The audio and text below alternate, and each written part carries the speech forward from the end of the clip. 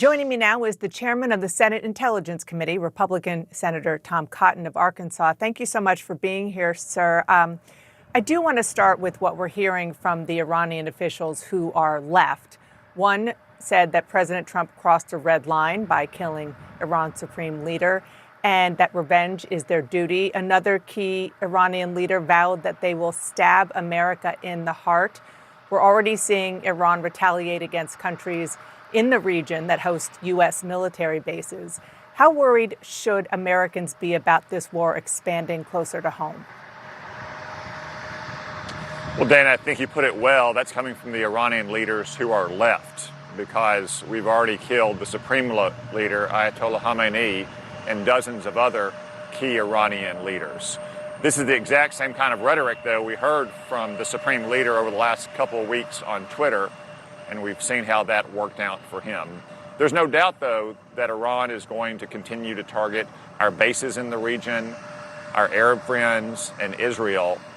That's why it was so vitally necessary that we put an end to Iran's 47-year campaign of terror and revolutionary violence once and for all. The red lines had been crossed as Iran crossing the red lines of the civilized world, going back to the 1979 hostage crisis, the bombing in the Marine barracks in Beirut, the bombing of the Khobar Towers, killing and maiming thousands of troops in Iraq and Afghanistan. Those are the red lines that have been crossed. President Trump has finally put his foot down and made it clear that we will no longer tolerate the revolutionary violence of the Islamic Republic of Iran. Mr. Chairman, you say that that you put an end to it. No question that this leader who was, did horrible things, and some people under him are gone, and there's nobody in the Western world who is, shedding tears about that.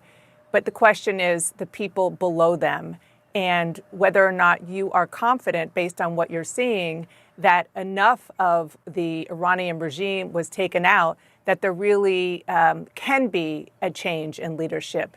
And then the next question is, how does that work? Well, Dana, the more immediate question is Iranian military power. That's what they'd use to retaliate against our bases, against our Arab friends, and against Israel. And that's the methodical campaign that the United States and Israel is conducting today. We've always said Iran can never have a nuclear weapon. They also can't be allowed to have a vast missile arsenal, and that's exactly what they have. Thousands and thousands of missiles, much more than the United States and Israel have in missile defense combined.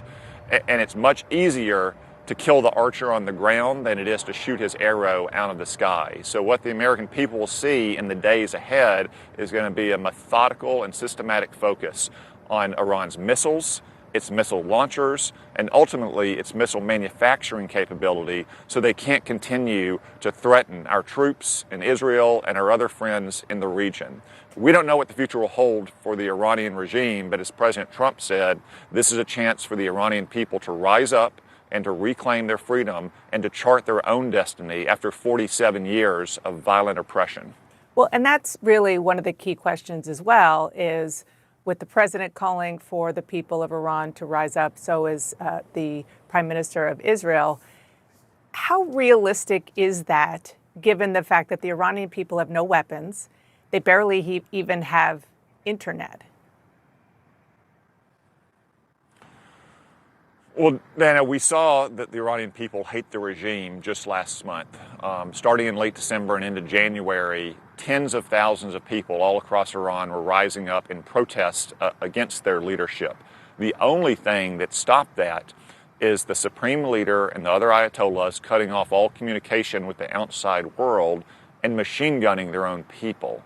Tens of thousands were killed by the thugs that were running the Iranian security services. President Trump promised the Iranian people that help was on the way. Help has now arrived, and I would join President Trump and Prime Minister Netanyahu in encouraging the Iranian people to rise up and take their fate into their own hands. Help is here. We're going to continue to degrade the regime of the Ayatollahs, to target their missiles, to target the security services like the Revolutionary Guard Corps and the Quds Force, the shock troops that have kept the Ayatollahs in power, and I would suspect we'll see more and more Iranians taking to the streets to try to take back their own destiny.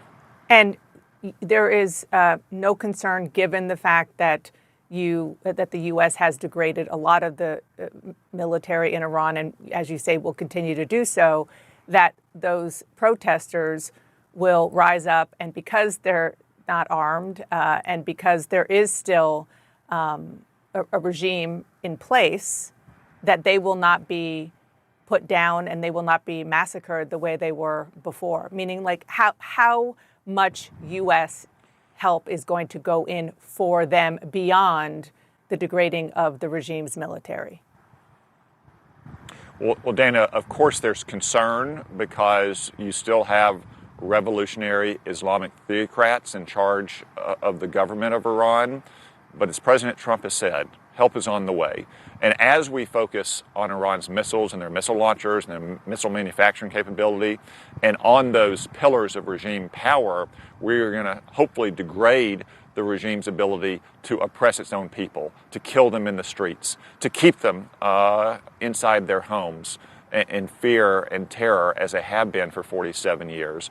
And I also hope that we'll begin to see some of those security services saying that it's not worth it anymore. We've seen what's happened to the supreme leader. We heard President Trump's call to lay down our arms and not fire on our brothers and sisters. I hope that that's the case.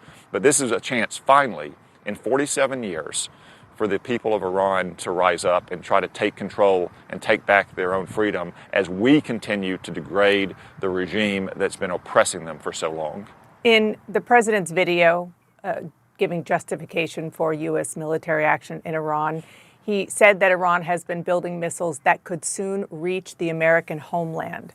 Sources familiar with that intelligence assessment and others told my colleagues that that assertion is not backed up by American intelligence. Have you, as chairman of the Senate Intelligence Committee, seen anything that suggests that Iranian missiles could soon reach America or could have before the attacks? Well, Dana, what we know they have is thousands of missiles that can hit not just our bases right across the Persian Gulf, but bases as far-flung as Western Europe and the Indian Ocean. We also know that Iran has a space launch program. I don't know about you, Dana, but I haven't seen any Iranian astronauts in space lately. But he said space American launch program homeland. is very, but Dana, a space launch program is very flimsy cover for an intercontinental missile program. It's the exact same technology to put something in space that you use to develop intercontinental missiles. And Iran's clearly had the ambition to do that for many years. This has been a gathering threat on the horizon. President Trump was right that it's absolutely vital and necessary now to address that threat before it fully materializes in the near future.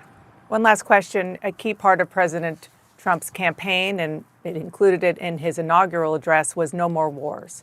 And there are a number of Republicans who think that this is the opposite of what they voted for, that the president is breaking that promise. Tucker Carlson told ABC the president's decision to strike Iran is, quote, absolutely disgusting and evil. What do you say to members of the MAGA base who say this is not what we voted for?